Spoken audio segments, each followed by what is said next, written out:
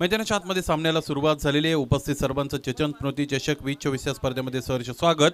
स्ट्राकिंग याला बॅटर कर्णधार दिनेश आपल्याला पाहायला मिळतात. बॅकफुटला गेले आणि त्यानंतर पूल केलेला आहे. अत्यंत चांगला फटका आपल्याला पाहायला मिळतो. एक टप्पा घेत असताना चेंडू सीमा पार डीप मिड विकेट रिजन सीमारेषेच्या पलीकडे हा चौकार.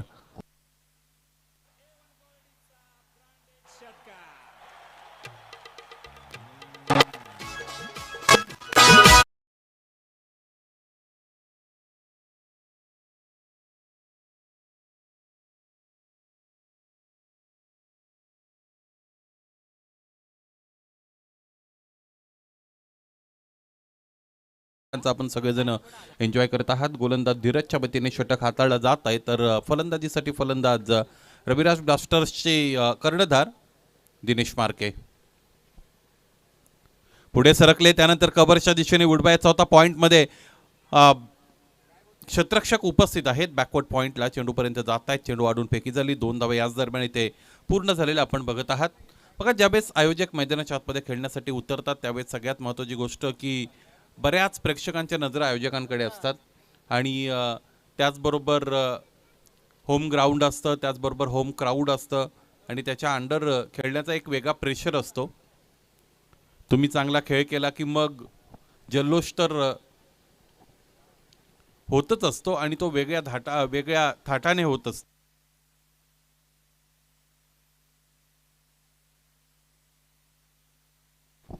11 runs on the board. This is the first over being bowled by bowler Dheeraj. This is the match in between two popular teams of Murbad Tehsil Raviraj Blasters Zambude, who are going to organize this competition. Late Chetan या ठाणे जिल्ह्याची शान कल्याण डोंबिवलीचा सन्मान. बुलवाडी एकूण धावा आतापर्यंत आपण बघतो तर त्या आहेत 11. समोरच्या दिशेने कव्हरच्या वरून इनसाइड आउट आपल्याला पाहायला मिळतो. क्षेत्ररक्षक पोहोचले, नुसते पोहोचले नाहीत तर हा जेल सुद्धा तिकडे कॅरी केला गेलेला आहे.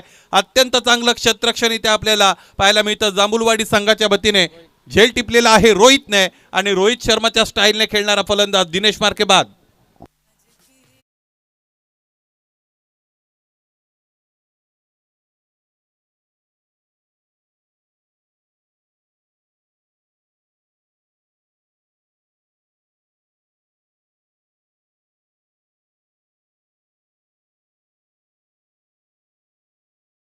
बाबू या नावाने हा खेळाडू प्रसिद्ध आहे. नाव जरी बाबू असेल तरी कोणतेही मैदान असं नाही की जे अक्षय मार्के क्लिअर करू शकत नाही. यावेळेस इथे आपण बघतो लॉफ्टेड ऑन ड्राईव्हचा फटका. नटराजन स्टाईलने स्वतःला फिरवलं होतं फलंदाजाने आणि क्षेत्ररक्षकाचे एफर्ट बघा. या अगोदर झेल सुद्धा अत्यंत कठीण टिपला गेला आणि इथेही आपल्या संघासाठी 2 धावा वाचवत असताना क्षेत्ररक्षकाला आपण बघत आहोत. कैलास तिकडे उपस्थित होते. पहिलं षटक संपतंय ज्यामध्ये 13 धावा धावपलकर आणि एक महत्त्वपूर्ण फलंदाज म्हणजे संघाचा संघ कर्णधार दिनेश मार्के बाद.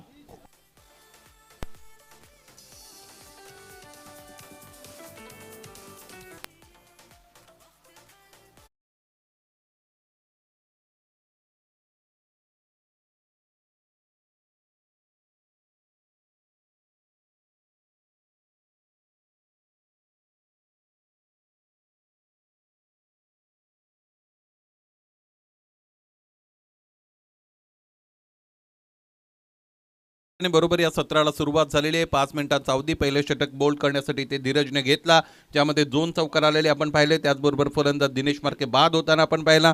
2 दुहेरी धावा आल्या. एकूण 13 धावा खर्च करणारं तर षटक तिकडे राहिलं. मॅन्डेटरी पॉवर प्लेमध्ये चांगल्या धावा आलेल्या आहेत. रविराज ब्लास्टर्स जांबुडेला ही स्पर्धा त्यांच्या वतीने आयोजित केली जात आहे आणि स्पर्धेचं 29वे पर्व आहे. मुरबाड तालुक्यातील ग्रामीण क्रिकेटला उंचीवर नेणारी ही स्पर्धा अर्थात चेतन स्मृती चषक आणि त्या स्पर्धेचे आयोजक रविराज ब्लास्टर्स मैदानाच्या आतमध्ये फलंदाजी करतायत. क्रमांक 2चं षटक सुरू होत आहे. गोलंदाज कैलासकडे षटक फेकण्याची जबाबदारी दिली जाते. स्ट्राकिंग याला बॅटर जय दिघे. जय दिघे समोरच्या दिशेने खेळताय. क्षेत्ररक्षकाला निवडलंय आणि सॉफ्ट डिसमिसल इथे आपल्याला पाहायला मिळतो. मोठ्या फलंदाजाचा जय दिघे परतलेले आहे. दुसरा हादरा लागतोय रविराज ब्लास्टर्स जांभोडेला.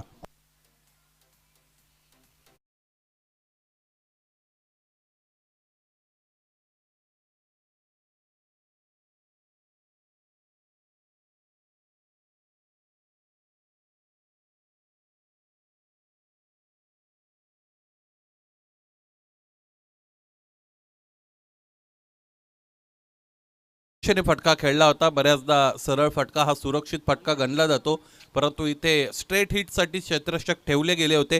कर्णधार अत्यंत चांगली रणनीती जयच्या विरोधात आखताना आपण पाहिलेले आहेत आणि त्याचमुळे क्षेत्ररक्षकाने झेल टिपला आणि फलंदाज जय दिघे बाद झाले. न्यू बॅटर इन मंगेशचा हा मोठा फटका आहे. क्षेत्ररक्षक तिकडे आहेत का? हो आहेत.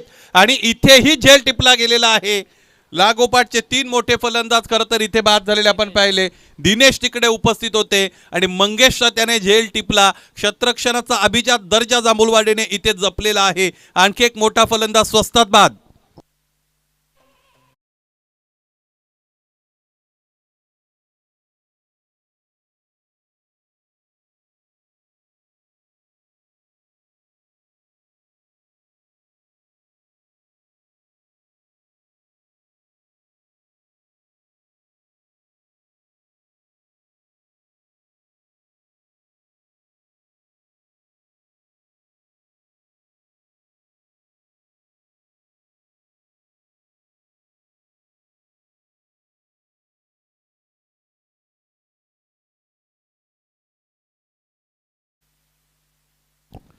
यावेळेस इथे रक्षात्मक रीतीने खेळतात. खरं तर आखूड टप्प्याचा चेंडू होता. Score of the wicket cut करण्याचा प्रयत्न केला, परंतु जंटल पुश आपल्याला खरं तर पाहायला मिळाला.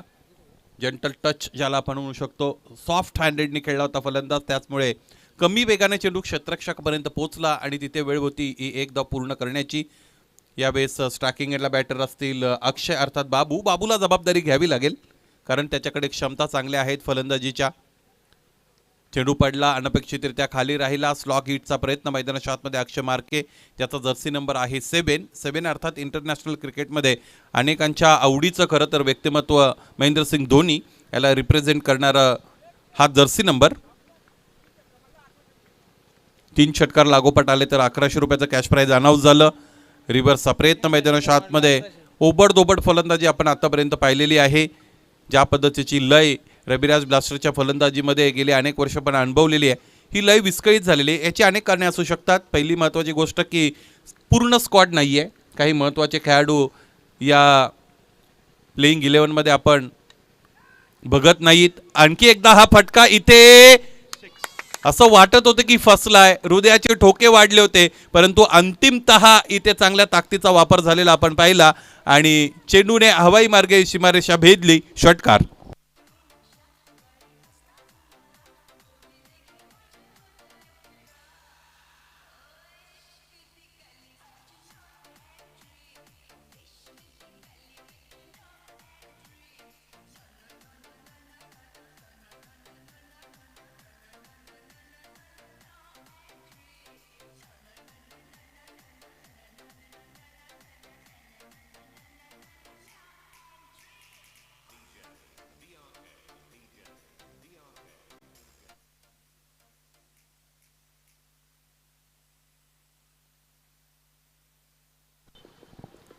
वीस धाबा धावपलकावर बाउंड्री लाईनवर कोणता अटेम्प्ट झालाय आपण टेनक्रिकच्या वतीने रिप्लेमध्ये बघितलेला आहे आणि 2 षटकांचा खेळ संपला. अधिकचा वेळ खर्च करू नका. इथे जांभूळवाडी संघ आपणास ही खरं तर सूचना आहे. या डावाची सुरुवात 1:40 झालेली आहे आणि बरोबर 10 मिनिटांमध्ये 2 षटकं संपलेली आहेत. 1:50 हा स्थानिक वेळ आपण आता खरं तर बघू शकतो. गिरीश बांगारा यांनी पुरस्कृत केलेला हा संघ अर्थात जांभूळवाडी आणि गिरीश सुद्धा मैदानाच्या आतमध्ये खेळताना आपण बघत आहोत. यष्टी रक्षकाच्या भूमिकेमध्ये गिरीशला आपण बघत आहोत. तिसरं षटक हाताळण्याची जबाबदारी निखिल या युवा गोलंदाजाकडे सोपवली जात आहे. स्ट्रायकिंग एंडला बॅटरचा विचार केला तर अजित आहेत स्ट्रायकिंग एंडला.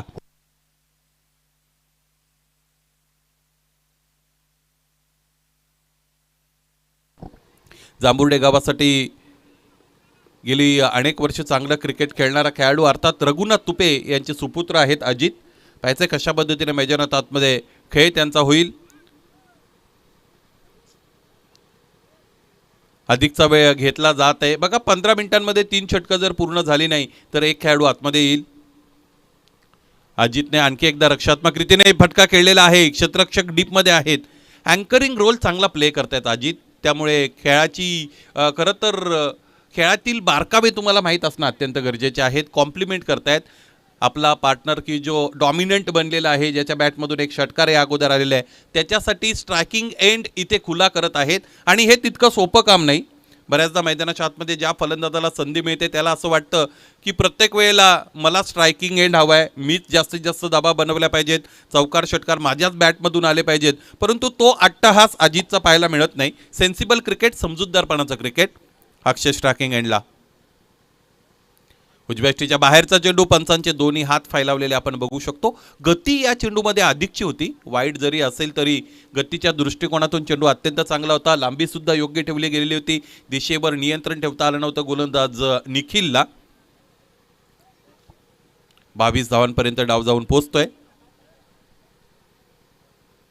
लोअर फुल टॉस समोरच्या दिशेने क्रॅकिंग ऑन ड्राईव्ह. क्षेत्ररक्षकाचं क्षेत्ररक्षण बघा. एक महत्त्वाची गोष्ट आहे की मुरबाड तालुका ग्रामीण क्रिकेटची जी असोसिएशन आहे त्यामध्ये संलग्न असणारे अथवा मुरबाड तालुक्यातील कोणत्याही असोसिएशनबरोबर संलग्न असणारे आदिवासी संघ जेव्हा मैदानाच्या आतमध्ये उतरतात त्यावेळेस सगळ्यात महत्त्वाची गोष्ट, पहिली त्यांची शिस्त अत्यंत चांगली असते. दुसरी गोष्ट, क्रिकेट खेळत असताना क्षेत्ररक्षण ते जसं करतात ते क्षेत्ररक्षण भल्या भल्या मोठ्या संघांना करता येत नाही. आणखी एकदा वाईट चेंडू दरम्यान इकडे हाताळला गेलेला आहे आणि तीच परंपरा कायम आपल्याला राहत असलेली इथे पाहायला मिळते. एकूण धावा आतापर्यंत आहे 24 आणि तिसरं षटक मैदानाच्या आतमध्ये फेकलं जात आहे निखिल या गोलंदाजाच्या वतीने. क्रिकेट खेळताना मायक्रो ऑब्झर्वेशन तुम्हाला देणं गरजेचं आहे, सूक्ष्म निरीक्षण असावं. त्याचबरोबर काही गोष्टी ऑटो पायलट मोडमध्ये करता आल्या पाहिजेत. म्हणजे डावखुरा आणि उजव्या हाताचे दोन फलंदाज असतील तर जो फलंदाज स्ट्रायकिंग एंडला तो त्या पद्धतीने क्षेत्ररक्षण तुमचं ऑटो मोडमध्ये बदललं गेलं पाहिजे. हे सगळं आपल्याला शिकावं लागेल. फुलटॉस चेंडू आहे, इथे फोर्स करताय क्षेत्ररक्षकाला यावेळी झेल टिपता आला नाही. एकतर पूर्ण दुसरीचा प्रयत्न केला जाईल, तू मैमै झाली, परंतु अंतिमतः या 2 धाबा मिळत आहेत. तिसरीसाठीही इथे खरं तर प्रयत्न करत आहेत दोन्ही फलंदाज आणि पाहता 3 धाबा दरम्यान इकडे पूर्ण करत असलेल्या 2 फलंदाजांना आपण बघत आहोत.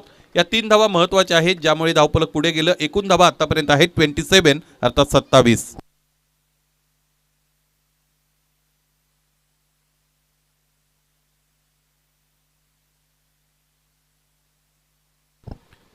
अक्षय मार्के स्ट्रायकिंग एंडला. एकूण धावा आतापर्यंत त्याने 9 कॉन्ट्रीब्यूट केलेले आहेत. यावेळेचा फटका चांगला आहे, क्षेत्ररक्षक आहेत उपस्थित. यावेळेस क्षेत्ररक्षकाच्या हाताला चटका बसलाय आणि 4 धावांचा झटका बसतोय इथे गोलंदाजी करणाऱ्या जांभूळवाडी या संघाला. 4 धावांची प्राप्ती झालेली आहे जांभुर्डेला आणि बाउंड्री लाईनवर नेमकं काय झालेलं आहे हे चेक करण्याची इथे खरं तर सूचना मिळते ऑनफिल्ड अंपायर हरीश कराळे सरांकडून. त्याचमुळे नेमकं काय घडलेलं आहे बाउंड्री लाईनवर ते आपण बघूया. झेल तर सुटलाय परंतु चेंडू नेमका कुठे लँड झाला याकडे आता सगळ्यांच्या नजरा असतील.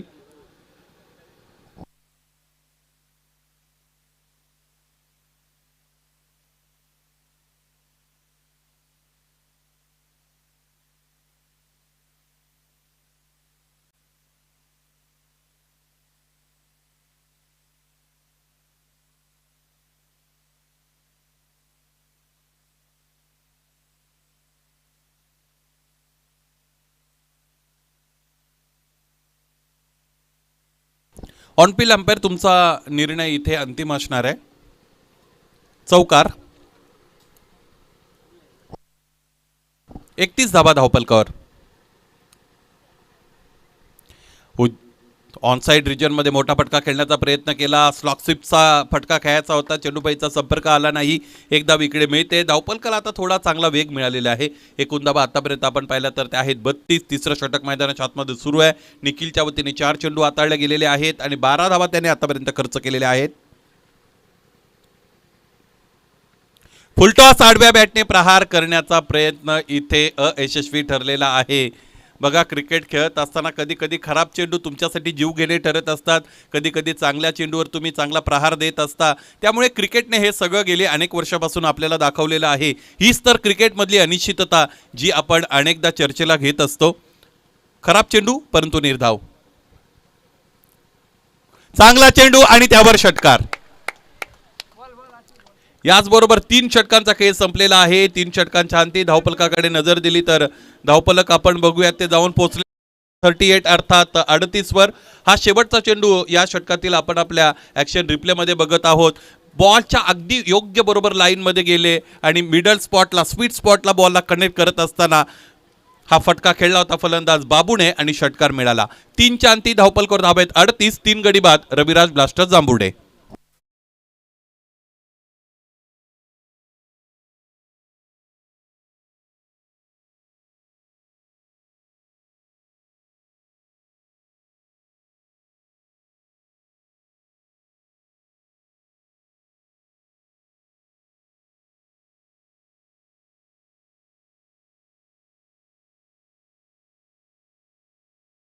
अर्थात 38 आणि 3 गडी आतापर्यंत बाद आहेत. चला लगेचच चौथं षटकही मैदानाच्या आतमध्ये तुम्हाला इथे फेकण्यासाठी यावं लागेल. फलंदाजी चांगली राहिलेली आहे बाबू अर्थात अक्षयची, परंतु या चांगल्या फलंदाजीमध्ये खरं तर एक बारकावा दडलेला आहे किंवा त्याचं श्रेय आपण अजितला सुद्धा देऊ शकतो.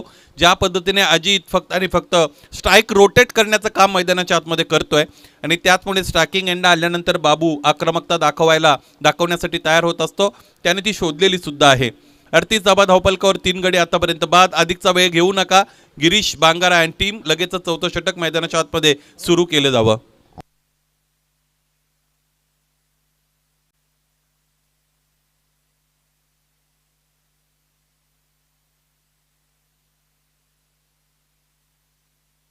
या अगोदर ऑनसाईटला डीप बॅकवर्ड स्क्वेअर लेगमध्ये ज्या क्षेत्ररक्षकाने अत्यंत चांगला झेल टिपला होता तो क्षेत्ररक्षक अर्थात रोहित यावेळेस शेवटच्या षटकासाठी गोलंदाजीसाठी पाचारित केला गेलेला आहे. रनवे अप्रोच अत्यंत चांगला आहे. चांगला रिदम आपण बघतो रनअपमध्ये. उजव्या यष्टीचा बाहेरचा उजव्या यष्टी सोडून जाणारा निघालेला चेंडू फलंदाजाने अत्यंत चांगल्या पद्धतीची लिव्हिंग टेक्निक इकडे वापरलेली आहे. चेंडूला सोडून दिलेला आहे. काहीही न करता एक धाव इकडे मिळते. ती धावपलकर जोडली जाईल. एकूण धावा आतापर्यंत आपण पाहिलं तर ते आहेत 39 अर्थात 39 with the loss of 3 wickets. This is the last over of this session. पुन्हा एकदा उजव्या यष्टीच्या बाहेर आतली कडा लागते. यष्ट्यांच्या मागे यष्टीरक्षक आपण बघत आहोत त्याने चांगलं काम केलं. खरं तर ज्यावेळेस आतली कडा लागते त्यावेळेस यष्टीरक्षकाच्या समोर सुद्धा अडचणी येतात, परंतु त्या अडचणींना बाजूला सारत असताना चांगली कामगिरी यष्टीरक्षकाची. 10 क्रिकच्या वतीने चांगलं थेट प्रक्षेपण. या गोलंदाजाचा रनअप या अगोदर दाखवला गेला होता. यानंतर कॅमेरा म्हणतो आपण दाखवावा ही विनंती असेल त्यावर आपण चर्चा करू. 39 रन्स ऑन द बोर्ड. या पद्धतीचं थेट प्रक्षेपण ज्यावेळेस होतं त्यावेळेस समालोचकालाही फार मोठा वाव मिळत असतो. टेक्निकल इश्यू तुमच्यासमोर तो घेऊन येत असतो. पायांमध्ये ठेवलेला चेंडू अनड्राईव्हचा फटका. एकीसाठीच निघतील. मला असं वाटत नाही की दुसऱ्या धावेचा प्रयत्न केला जाईल. जो रोल जी जबाबदारी मैदानाच्या आतमध्ये अजितला दिलेली आहे तीच जबाबदारी तो योग्य रीतीने पार पडत आहे. या षटकातील 4 चेंडूंचा खेळ असेल. 4 मधून जर 2 मोठे फटके आले तर 50 तर सहजच पार करू शकतात इथे रविराज ब्लास्टर्स जांभुर्डे. ज्या पद्धतीने एकापाठोपाठ फलंदाज बाद झाले होते. जय दिघे स्वस्तात परतले. त्याचबरोबर मंगेश शून्यावर बाद झाला होता. दिनेशने 2 चौकार दाखवले त्यानंतर तो बाद झाला. बाबूने जबाबदारी स्वीकारली. चांगले खेळलेत. उजव्या यष्टीच्या बाहेरचा चेंडू पडल्यानंतर खूप खाली राहिलाय. पंच त्यांची जागा सोडतायत. त्याचमुळे आपण बघू शकतो हा चेंडू निर्धाव आहे. सातत्याने ऑनसाईड रिजनमध्ये खेळण्याचा जर तुम्ही अट्टहास दाखवत असाल तर अलीकडचं क्रिकेट प्रगत क्रिकेट आहे. गोलंदाज यावरून वेगवेगळ्या पद्धतीचे अंदाज बांधू शकतो आणि तोच बांधून फेकलेला चेंडू रोहितचा निर्धाव आला. पायांमध्ये ठेवलेला चेंडू इथे ऑनसाईड रिजन टार्गेट करण्याचा प्रयत्न. आणखी एक चांगला झेल चेतन स्मृती चषकामध्ये गिरीश बांगारा अर्थात जांभुळवाडी संघाच्या आधारस्तंभाच्या वतीने घेतला गेलेला आहे आणि फलंदाज बाबू अर्थात अक्षय मार्केचा संघर्ष संपला. 5वा हदरा रविराज ब्लास्टर्सला.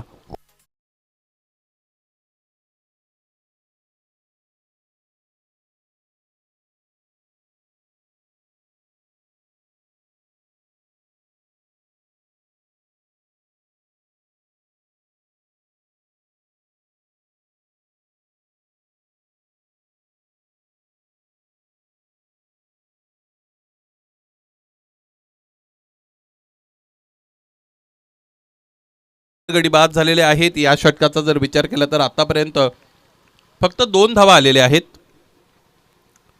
कुमारसाठीचा हा समोर ठेवलेला चेंडू आणि गोलंदाजाच्या डोक्यावरून फटका प्लेस करण्याचा प्रयत्न कुमार करत होते आणि इथे यावेळेस 1 धाव आलेली आपण बघूयात. बघा आता संधी आहे फलंदाज अजितसाठी बॅट फिरवण्याची, कारण शेवटचा चेंडू उरलेला आहे. अजितने त्याची कामगिरी आतापर्यंत चांगली केलेली आहे. जर्सी नंबर 45 त्यांनी वेअर केलेला आहे. जर्सीच्या विरुद्ध कामगिरी मैदानाच्या आतमध्ये आतापर्यंत पाहिली, परंतु त्याला ते करणं क्रमप्राप्त होतं.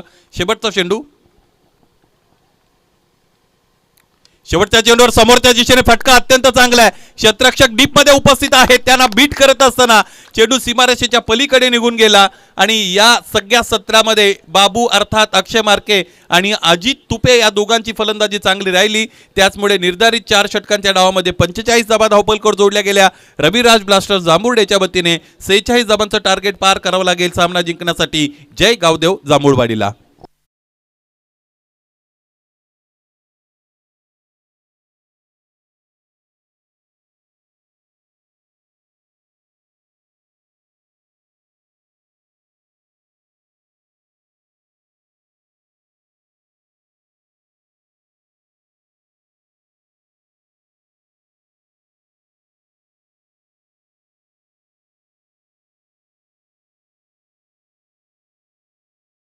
फेरीला आपण इथे सुरुवात करणार आहोत. त्याची नाणेफेकीसाठी आमंत्रित करतो दोन्ही कर्णधारांना. जय बजरंग कोंडेसाखरे आणि त्यांच्या विरोधात न्यू यंगस्टर्स कोरावळे, दोन्ही संघाचे संघनायक नाणेफेकीसाठी लगेचच आमच्या बरोबर जोडले जा. ही नाणेफेक संपन्न करण्यासाठी विनंती असेल. मुख्य व्यासपीठावर अनेक मान्यवर आहेत. सचिन बिराडे या, आपण आपल्या शुभास्ते नाणेफेक संपन्न करा. हे गोल्ड कॉइन मी तुम्हाला सुपूर्द करतो.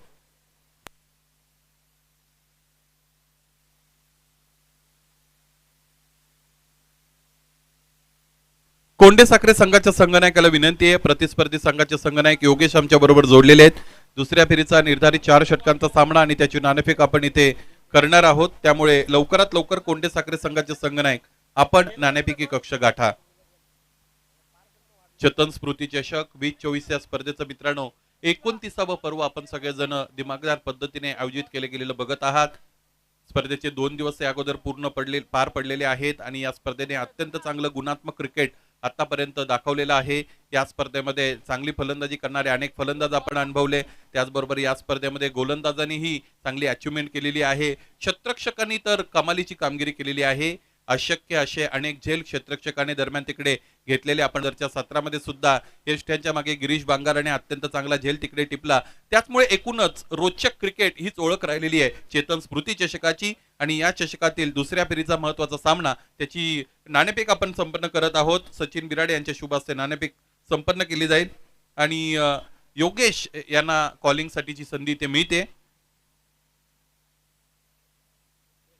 Tail is the call. Head it is. नाणेफेक जिंकलेली आहे कोंडेसाखरे संघाच्या संघनायकाने. सचिन आपणास विनंती, मुख्य व्यासपीठाची आपण शोभा वाढवा. नाणेफेक जिंकलेली आहे. सगळ्यात महत्वाचा औपचारिकतेच्या दृष्टिकोनातून प्रयत्न विचारला जातो. दुपारचं सत्र आहे, खेळपट्टी अत्यंत चांगली आहे, मैदान फार चांगला आहे क्रिकेटसाठी. या सगळ्या गोष्टीचा विचार करत असताना निर्णय काय घेता, फलंदाजी की गोलंदाजी? बॅटिंग करण्याचा. फलंदाजी करण्याचा निर्णय हा नेहमी धाडसी मानला जातो. आणि समोरचा संघ, प्रतिस्पर्धी संघ कोरावळे संघ सुद्धा नाणेफेक जिंकल्यानंतर फलंदाजीच करत असतो. तुम्ही फलंदाजी का निवडलेली आहे? बॉलिंग साईड जरा कमी आहे आमच्याकडे. चांगलं डिप्लोमॅटिक आन्सर आहे की गोलंदाजी थोडी कमकोते, त्यामुळे फलंदाजीमधून जास्तीत जास्त धावपलकर जोडण्याचा प्रयत्न असेल आणि त्याचमुळे फलंदाजी निवडलेली आहे. 4 षटकांमध्ये किती धावांचं लक्ष गाठण्यापर्यंतची तुमची असेसमेंट आहे? काय विचार केलाय? 4 षटकामध्ये 50+ करण्याचा प्रयत्न करू. 50+ करण्याचा प्रयत्न आहे. योगेश, नाणेफेक गमावलेली आहे. नाणेफेक जिंकली असती तर फलंदाजीच केली असती की क्षेत्ररक्षण निवडलं असतं? मी क्षेत्ररक्षण केला असता, कारण पहिल्या राऊंडला मी क्षेत्ररक्षणला पहिल्या राऊंडमध्ये क्षेत्ररक्षण केले, त्यामुळे तोच ट्रेंड पुढे नेला असता, क्षेत्ररक्षण केलं असतं.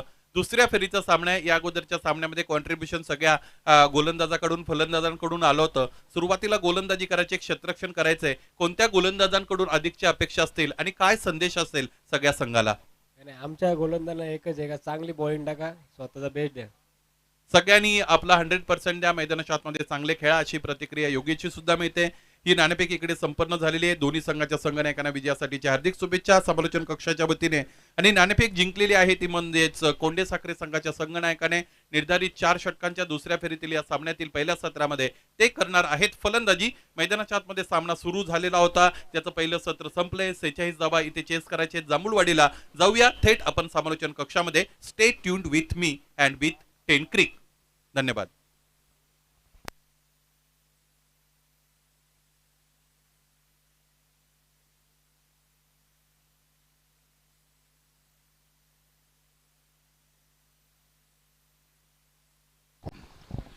दुसऱ्या सत्राला इथे सुरुवात झालेली आहे आणि पहिला चेंडू खरं तर इथे फेकला गेलेला आहे गोलंदाज जय दिघेच्या वतीने की जो वाईड घोषित केलेला आहे.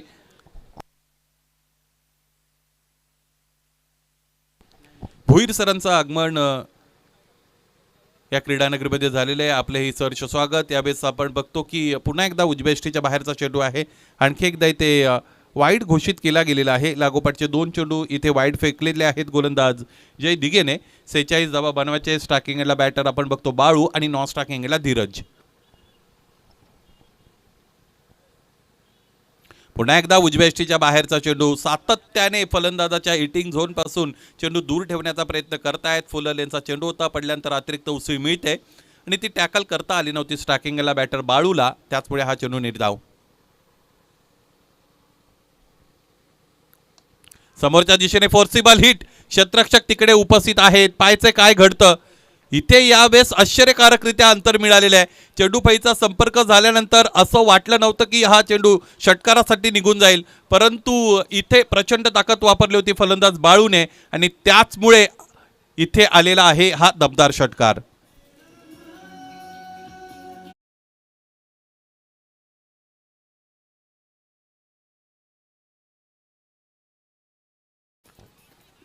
आठ धाबा धावपलकावर बाळू स्ट्रायकिंग एंडला. या अगोदर त्यांनी षटकार दाखवलेला आहे की जो महत्वाचा होता, गरजेचा होता धावपलकासाठी. पुन्हा एकदा उजव्या यष्टीच्या बाहेर क्षेत्ररक्षक कुणाल चकतोय आणि त्याचबरोबर चेंडू सीमारेषा गाठतोय. बॅकअप मिळाला तोही दूर राहिला आणि अंतिमतः चेंडूने सीमारेषा भेदली. षटकारानंतर बाळूच्या बॅटमधून आणखी एक चौकार.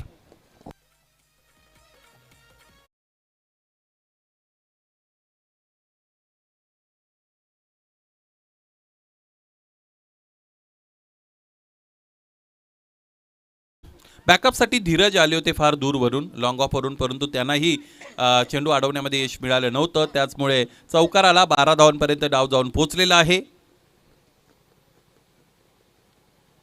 पुढे आले त्यानंतर उसळी घेणाऱ्या चेंडूला टॅकल करण्याचा प्रयत्न केला. अंतिमतः बॅट फिरली होती पूलसाठी.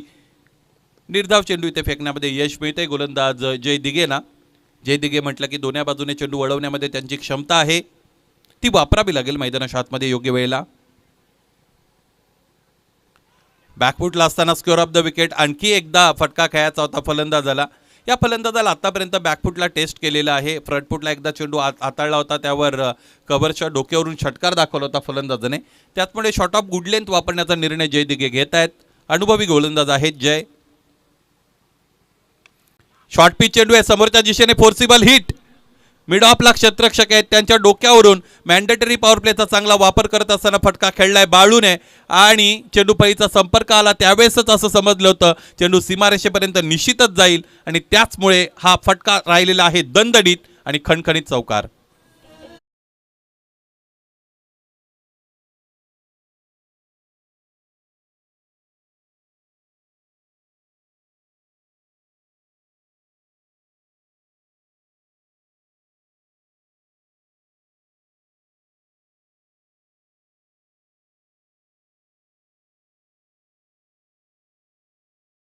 धावा धावपलकर जोडल्या गेलेला आपण बघतो. पहिलं षटक मैदानाच्या आतमध्ये समाप्त झालेलं आहे.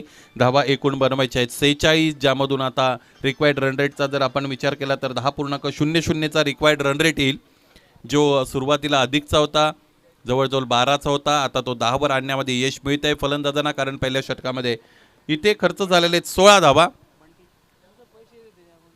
उर्वरित 2 षटकं महत्त्वाची असतील. RBJ अर्थात रविराज ब्लास्टर्स जांभुर्डेच्या वतीने. करण आणि पियुषी ही 2 षटकं फार महत्त्वाची असतात. यामधून जांभुर्डे संघ या सामन्यामध्ये पुन्हा प्रवेशित होऊ शकतो. या सामन्यामध्ये ते इन होऊ शकतात. दुसरं षटक हाताळण्यासाठी युवा गोलंदाज करणचा वापर करण्याचा इथे निर्णय घेतलेला आहे संघ कर्णधार दिनेश मार्के यांनी. करण यांनी आणि त्याचबरोबर पियुष या 2 गोलंदाजांनी फार इम्प्रेस केलेलं आहे. गेली 2-3 वर्षात ते गोलंदाजी करतायत. चांगलं नाव त्यांनी कमावलेलं आहे. क्लोज व्हीव्ही इथे आपल्याला 10 क्रिकच्या वतीने पाहायला मिळतो. गोलंदाज करणला इथे दाखवलं जात आहे. चेंडूवरची त्याची पकड ग्रिप करत असताना त्याला आपण बघतो. कॉन्फिडंट आपल्याला त्याचा फेस पाहायला मिळतो. चांगली कामगिरी गोलंदाजीच्या वतीने करणने केलेली आहे. या अगोदरच्या अनेक स्पर्धांमध्ये. उजव्या यष्टीच्या बाहेरचा चेंडू समोरच्या दिशेने फोर्सिबल हिट, क्षेत्ररक्षक चेंडूपर्यंत पोहोचू शकले नाहीत आणि अशातच चेंडूने सीमारेषा भेदलेली आहे. हवाई मार्गे चेंडू सीमा पार, विराट कोहली स्टँडला दिली गेलेली सलामी, षटकार.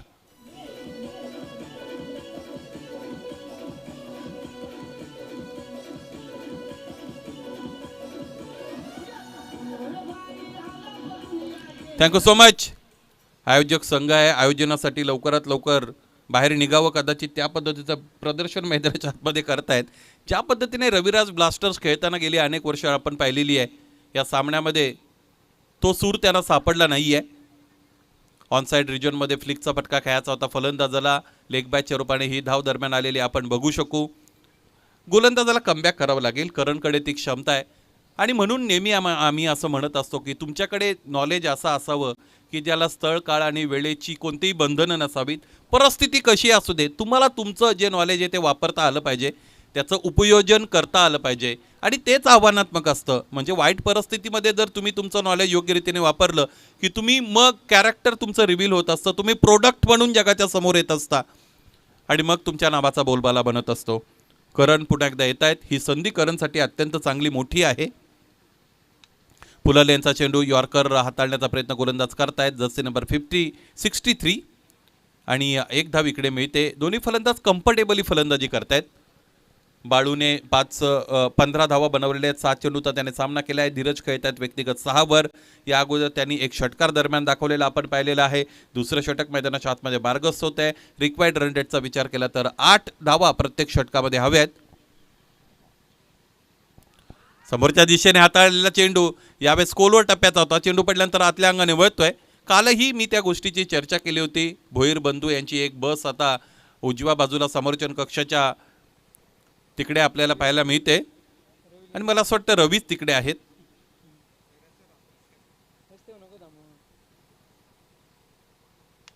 यावेळेस इथे हा फटका खेळलाय तर जरूर. क्षेत्ररक्षक चेंडू खाली येतोय अक्षय, त्याने टिपलेला आहे झेल आणि याच बरोबर फलंदाज धीरजचं काम तमाम झालेलं आहे. करणने हे यश मिळवलं की जे राहिलेलं आहे पहिलं सुयश. जय गावदे जांभूलवाडीला पहिला हदरा.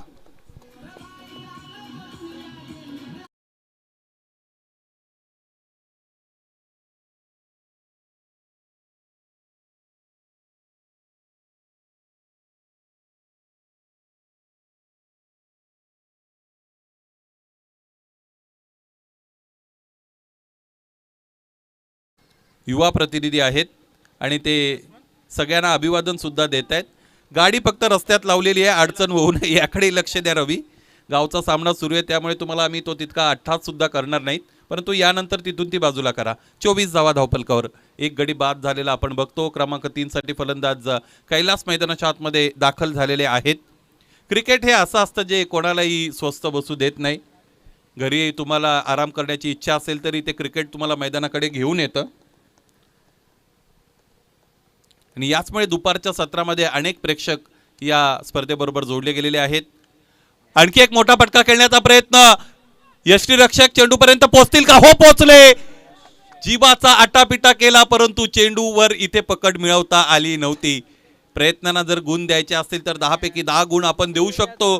पहिल्या प्रयत्नामध्ये झेल जवळजवळ कंप्लीट करण्यामध्ये यश मिळालं होतं, परंतु इथे नियंत्रण ठेवता आलं नव्हतं. जय दिघे यांना पाठमोरे होत असताना, झेल घेत असताना ह्याच अडचणी येतात ज्या जय दिघे यांना आल्या. त्याचमुळे 2 धावा महत्त्वपूर्ण धावफलकावर जोडल्या गेल्या. 2 षटकं संपतायत, 26 बनलेले आहेत. उर्वरित 2 मध्ये अर्थात 12 मध्ये बनवायचे आहेत 20.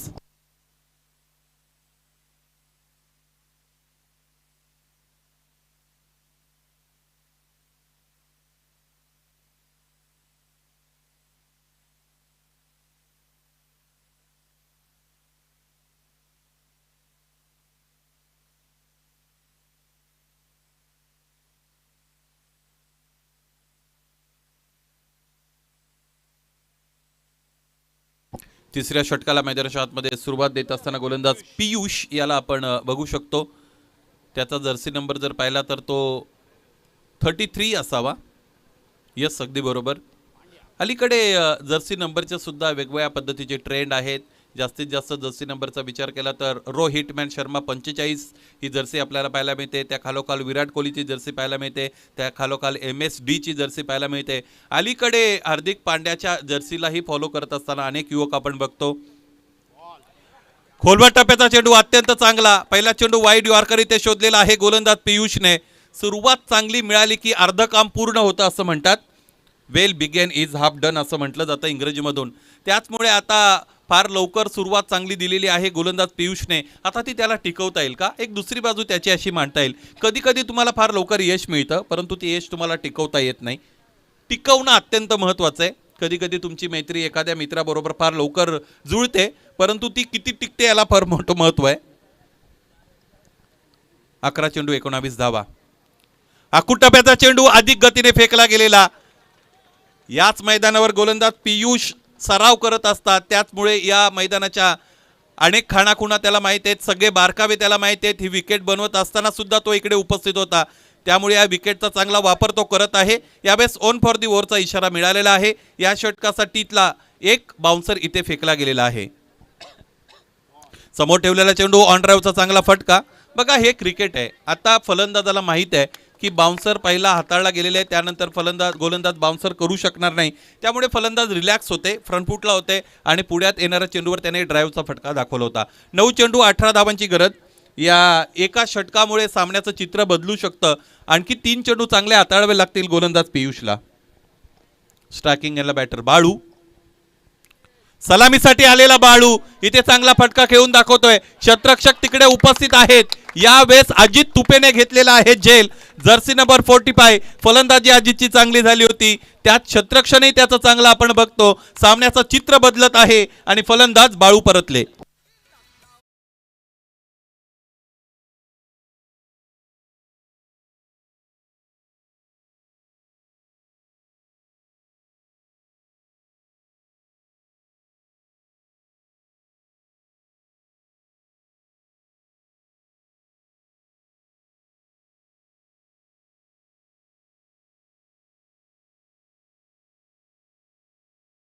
चांगला स्वीकारला अजितने. आपण आपल्या ऍक्शन रिप्ले मध्ये बघितलं कशा पद्धतीने झेल स्वीकारला होता. 8 मध्ये 18 बनवायचे आहेत. हे 2 चेंडू अत्यंत महत्त्वाचे ठरणार आहेत की जे फेकले जाणार आहेत तिथे गोलंदाज पियुषच्या वतीने. बघा मी ज्यावेळेस या डावातील पहिलं षटक फेकलं गेलं होतं, पूर्ण झालं होतं, त्यावेळेस ते सुतोवाच केलं होतं की यानंतरचे 2 गोलंदाज या सामन्यामध्ये जांभुर्डे संघाला इन करू शकतात. आणि त्यातील करणला थोडा अपयश मिळाला कारण करणने 10 धावा खर्च केल्या, परंतु पियुषने इथे अत्यंत चांगली चतुर आणि चाणाक्ष गोलंदाजी केलेली आहे. कमी खर्चिक गोलंदाजी केलेली आहे. त्याने आतापर्यंत 2 धावा खर्च केलेले आहेत. 2 चेंडू इथे यानंतर त्याला योग्य फेकावे लागतील. 18 धावा बनवायच्या आहेत. स्ट्रायकिंग याला बॅटरचा विचार केला तर गिरीश बांगारा. गिरीशने उजव्या यष्टीच्या बाहेर चेंडूला ढकललेला आहे. एक तर मिळेल, दुसरीचा प्रयत्न गिरीश करतील का हे पाहायचंय. अतिरिक्त घाई इथे बंटीच्या वतीने केली जात आहे आणि त्याचमुळे इथे 2 धावा पूर्ण. तिसरीचा प्रयत्न इथे घातक ठरणार आहे आणि याचमुळे फलंदाज गिरीशला परतावं लागेल. अतिरिक्त घाई क्षेत्ररक्षकाने सुद्धा केली होती. नेव्हर रन ऑन मिसफील्ड असं म्हटलं जातं क्रिकेटमध्ये आणि तेच इथे अंगलट आलेला आहे फलंदाज गिरीश बांगाराला आणि गिरीश परतला.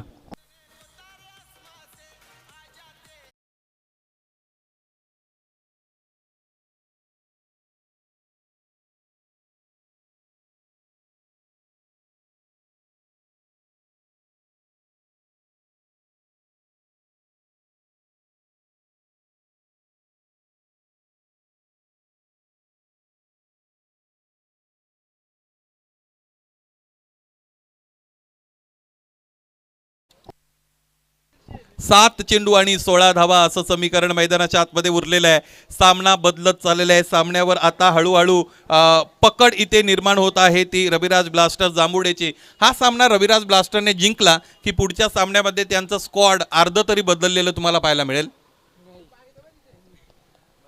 7 मध्ये 16 असं इक्वेशन आहे. हा चेंडू महत्वाचा आहे. स्ट्रायकिंग याला बॅटरचा विचार केला तर ते आहेत कैलास. आतापर्यंत 2 चेंडूचा त्याने सामना केलेला आहे आणि 3 धावा त्याने धावपलकर जोडलेला आहे. हा चेंडू महत्वाचा आहे. समोर ठेवलेला चेंडू कैलासने लॉफ्ट केलाय. क्षेत्ररक्षक बाबू तिकडे उपस्थित आहेत. झेल सुटला, बॅकअप मिळाला मंगेशला आणि याचमुळे 2 धावा इथे निश्चितच वाचलेल्या आहेत. बॅकअप चांगला दिला गेलेला आहे मंगेश मार्केच्या वतीने आणि त्याचमुळे इथे 2 धावा वाचल्या. परंतु पहिली शक्यता आपल्याला विचारात घ्यावी लागेल, हा झेल कंप्लीट करणं महत्त्वाचं होतं, कारण इथे 2 धावा निश्चितच आणखी वाचल्या असत्या. जिकडे 16 धावांची गरज होती तिथे आता धावांची गरज आहे 14 आणि चेंडू शेष आहेत 6 मध्ये 14 बनवायचे आहेत. जय गावदेव जांभूळवाडी की रविराज ब्लास्टर्स जांभुर्डे, याचं उत्तर यानंतरच्या षटकामध्ये आपल्याला मिळेल.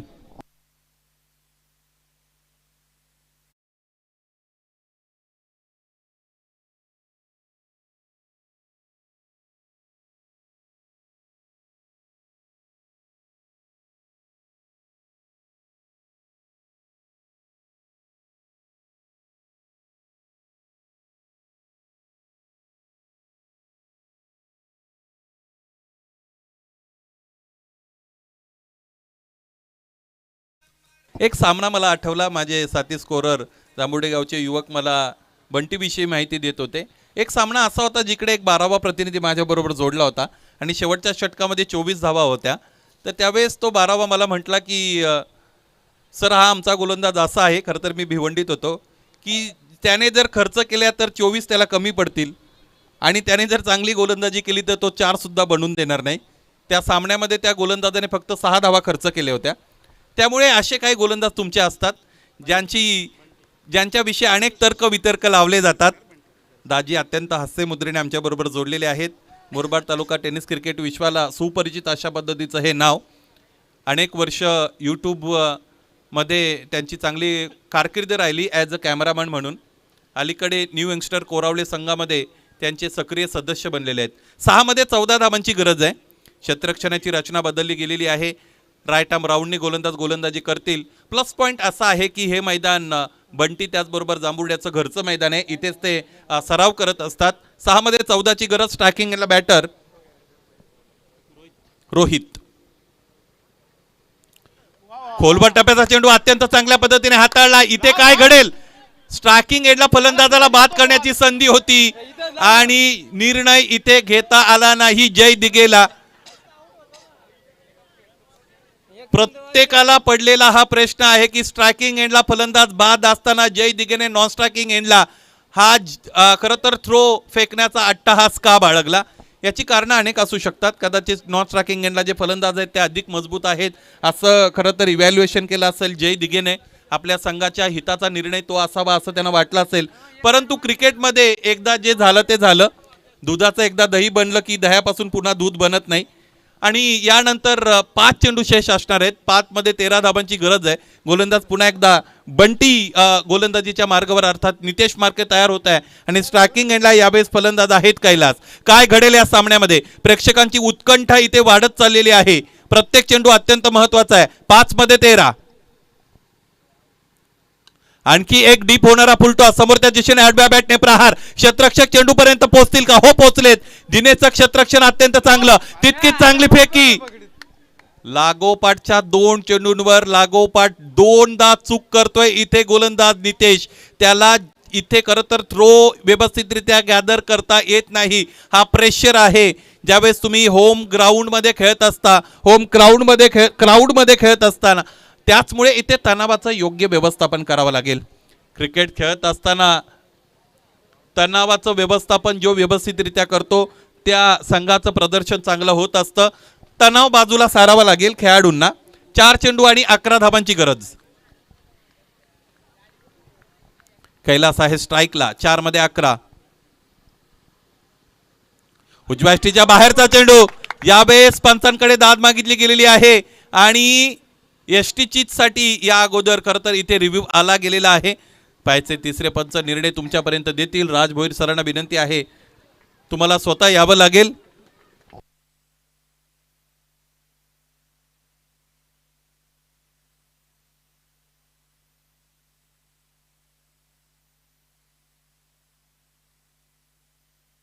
वेगवेगळ्या अँगलने इकडे खरं तर पाहिलं जात आहे. आमचे तिसरे पंच आमच्याबरोबर जोडले गेलेले आहेत. राज भोईर सर, त्यांच्या वतीने निर्णय दिला जाईल. फलंदाज सेफ आहेत, नॉट आउट. काय एसटी रक्षण केलं गेलं होतं एसट्यांच्या मागे जय दिघेने उजव्या एसटीच्या बाहेर जाणारा चेंडू अत्यंत चाणाक्ष रीतीने चालाक पद्धतीने खरं तर पकडत असताना एसट्या उद्ध्वस्त केल्या होत्या. बघा एसटी रक्षक ज्यावेळेला एसट्यांच्या जवळ असतात लगत असतात त्यावेळेस फलंदाजाच्या फुटवर्कवर त्याचा परिणाम होतो. मानसिकदृष्ट्या फलंदाज एका वेगळ्या मानसिकतेत जात असतो. 3 मध्ये 11ची गरज. येणारा चेंडू खूप महत्वाचा आहे, अनन्यसाधारण महत्वाचा चेंडू. 3 मध्ये 11 समोरच्या दिशेने आणखी एकदा फटका खेळलेत. यावेळेस चेंडू क्षेत्ररक्षकाला हुलकावणी देत आहे. निर्णय क्षेत्ररक्षकाचा योग्य होता. बॅकफुटला थांबले होते, चेंडूची वाट बघत होते, हवेमध्ये उडी घेतली, सूर लगावला आणि त्यानंतर चेंडूवरचं नियंत्रण खालावलं. हा आलेला आहे चौकार.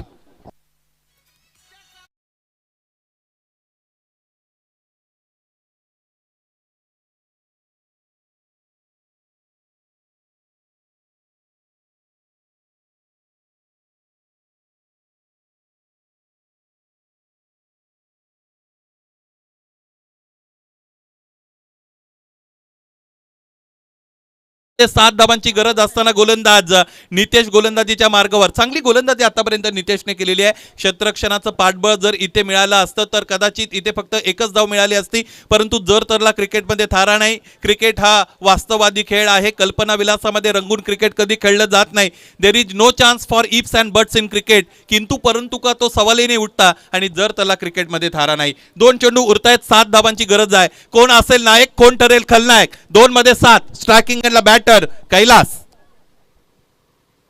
उजव्या एसटीच्या बाहेरून खेचून मारलेला आहे. हा फटका अधिक उंचीने सीमारेषेच्या पलीकडे निघून जातोय आणि या सामन्यामध्ये चित्र आता स्पष्ट केलेलं आहे. फलंदाज कैलास धीरोदात्तपणे मैदानाच्या आतमध्ये उभे राहिले आणि त्याने इथे आता विजयाच्या उंबरठ्यावर जांभूळवाडीला आणलेला आहे. सामना संपलेला नाही. 1 चेंडू आणि 1 धाव.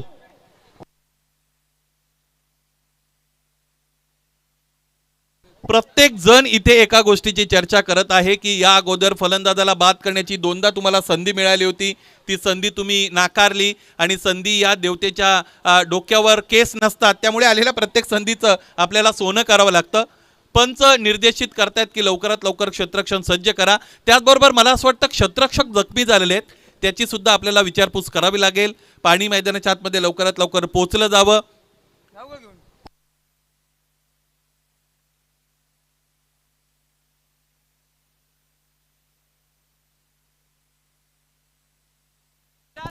एक चेंडू आणि 1 धावाचं समीकरण मैदानाच्या आतमध्ये उरलेलं आपण बघतो. पाण्याची व्यवस्था करा मैदानाच्या आतमध्ये.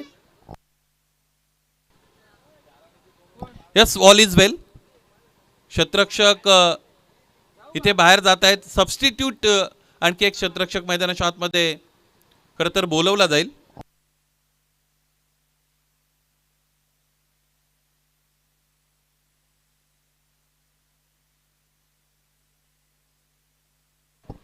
आपण आपल्या ॲक्शन रिप्लेमध्ये बघूया कशा पद्धतीने फटका खेळलेत. हा स्लॉकचा फटका होता. सगळ्यात महत्त्वाची गोष्ट, जिकडे खडे होते तिथून फ्रंट लेग पुढे सरसावला. त्याचबरोबर लाईन क्लिअर केली इथे फलंदाजाची आणि त्याचबरोबर सीमा रेषा सुद्धा क्लिअर करताना यश मिळालं इथे फलंदाज कैलाशला. 1 चेंडू 1 धाव असं समीकरण क्षेत्ररक्षण सज्ज होत असलेलं आपण बघू शकू. चला, अधिकचा वेळ खर्च करू नका आणि आता क्षेत्ररक्षण कसं सज्ज केले जाईल याकडे सगळ्यांच्या नजर आहेत.